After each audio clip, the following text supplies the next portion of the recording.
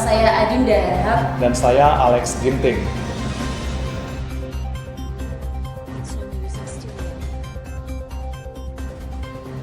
Tim area SDM Balai POM di Bengkulu memperkenalkan inovasi yang diberi nama Pojok Prestasi. Apa dan bagaimanakah Pojok Prestasi tersebut? Berikut laporan rekan kami dari lokasi. Terima kasih Adinda. Pemirsa, jika Anda berkunjung ke Balai POM di Bengkulu, maka Anda akan melihat ada yang baru di lobi ini, yaitu Pojok Prestasi. Saat ini saya sudah bersama Ibu Thalia sebagai PIC Pojok Prestasi. Selamat pagi Ibu. Selamat pagi. Ya, Ibu bisa dijelaskan apa yang melatar belakangi dibuatnya Pojok Prestasi ini? Baik, latar belakang dari Pojok Prestasi ini adalah kami dari tim FD ada di ingin mewujudkan sebuah wadah prestasi bagi pegawai dan bagi POM di Bengkulu. Bagaimana tanggapan karyawan Balai POM di Bengkulu dengan adanya pembuatan Pojok Prestasi ini? Tanggapannya baik sekali, bisa dilihat dari partisipasi pegawai yang meningkat mengikuti lomba inovasi, baik itu dari RB POM Bengkulu ataupun inovasi dari Badan POM dan instansi lainnya. Bahkan Pojok Prestasi ini juga dijadikan tempat spot foto. Apa hasil yang diharapkan dengan dibuatnya Pojok Prestasi ini? Kami berharap dengan adanya Pojok Prestasi ini bisa semakin motivasi karyawan dalam berprestasi, kemudian bisa bersama-sama mewujudkan visi dan misi Badan POM. Baik, terima kasih untuk wawancaranya pagi ini Ibu Thalia.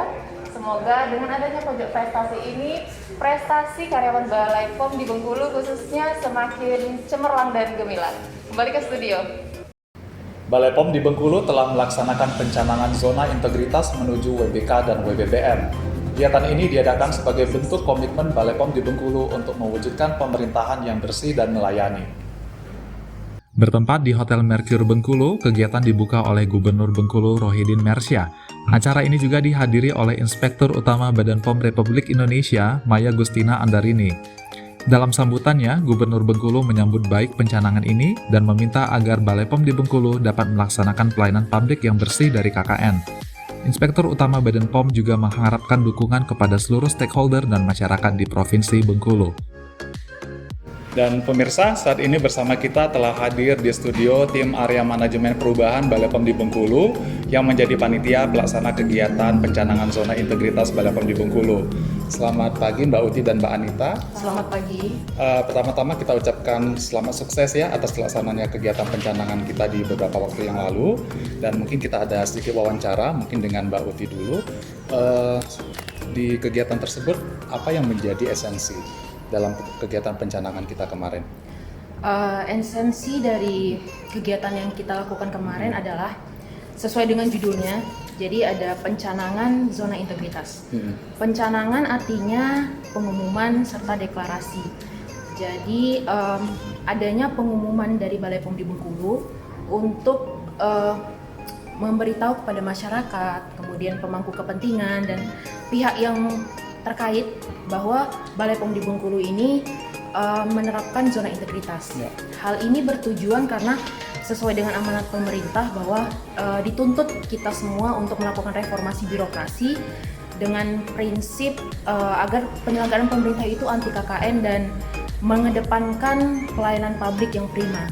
Jadi dengan diumumkannya bahwa Balai POM Bengkulu itu berprinsip pada, maksudnya menerapkan zona integritas, maka diharapkan masyarakat itu bisa ikut mengawasi penyelenggaraan pemerintah Balai POM di Bengkulu sehingga lebih mudah menuju wilayah bebas korupsi.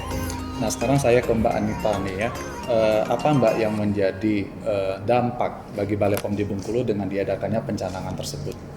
Adapun dampak yang timbul setelah kegiatan pencanangan zona integritas tersebut adalah untuk meningkatkan komitmen bersama seluruh pegawai Balai POM di Bengkulu bersama dengan stakeholder, bersama dengan lintas sektor untuk mendukung Balai POM di Bengkulu yang berzona integritas untuk mencapai predikat wilayah bebas korupsi yang tentunya kita harapkan dapat kita raih pada tahun ini. Kemudian dengan kehadiran pihak-pihak tersebut dan penandatanganan piagam pencanangan zona integritas, diharapkan pihak-pihak tersebut merasa terlibat dan merasa ikut berkontribusi untuk mendukung BPOM Bengkulu meraih predikat WBK. Oke, kemudian dalam pelaksanaan kegiatan kemarin Mbak Uti, apa aja yang menjadi kendala dan saat itu apa kendala terberat dan bagaimana cara panitia mengantisipasinya? Kendala yang cukup berarti yang dirasakan panitia adalah memastikan saksi utama itu apakah hadir atau tidak saat kegiatan akan diadakan.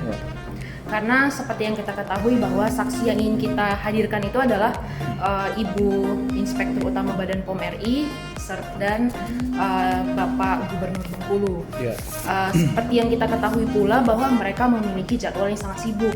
Jadi sebenarnya kegiatan ini sudah dilakukan reschedule berkali-kali.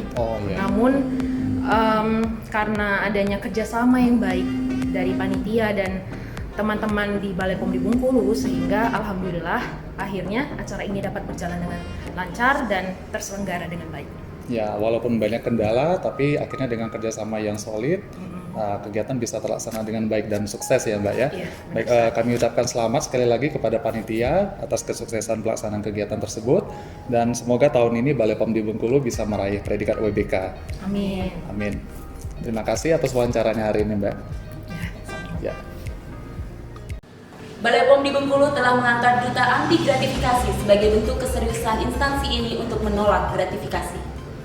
Dalam kegiatan pencanangan zona integritas, Balai POM di Bengkulu telah menunjuk sebanyak 5 orang.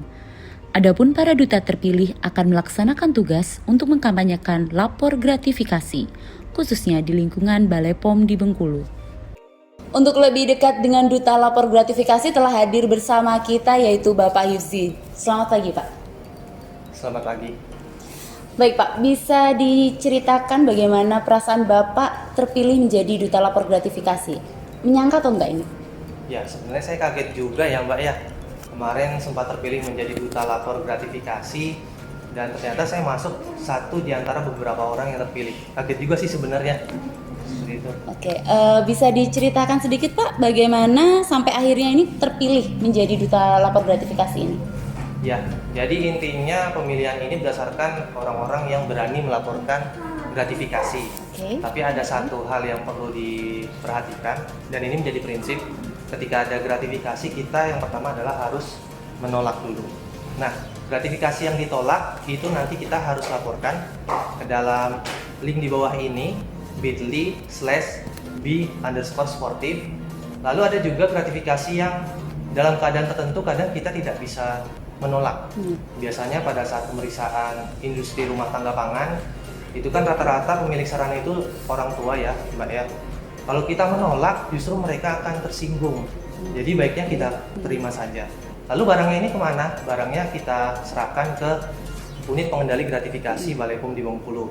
Nanti barangnya akan ditindaklanjuti oleh mereka. Apakah nanti dibagi-bagikan, diberikan ke panti asuhan atau ke yang membutuhkan dan sebagainya. Oke.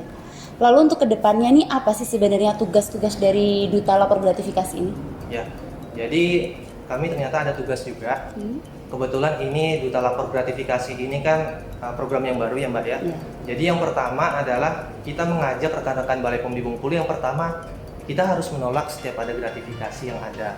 Itu yang pertama yang prinsip.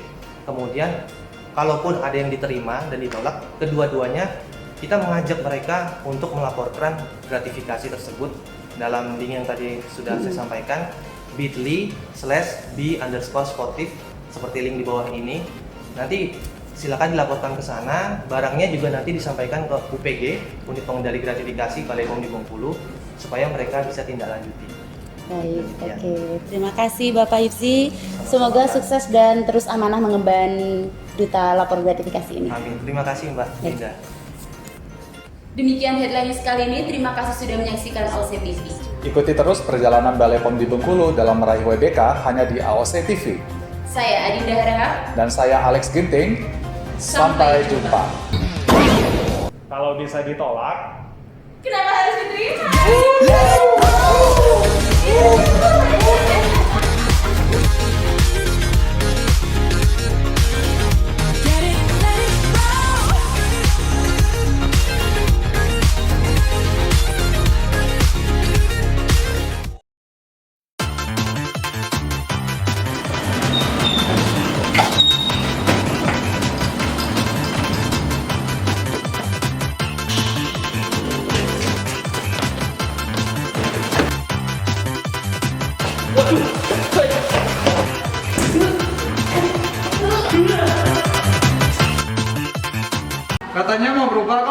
4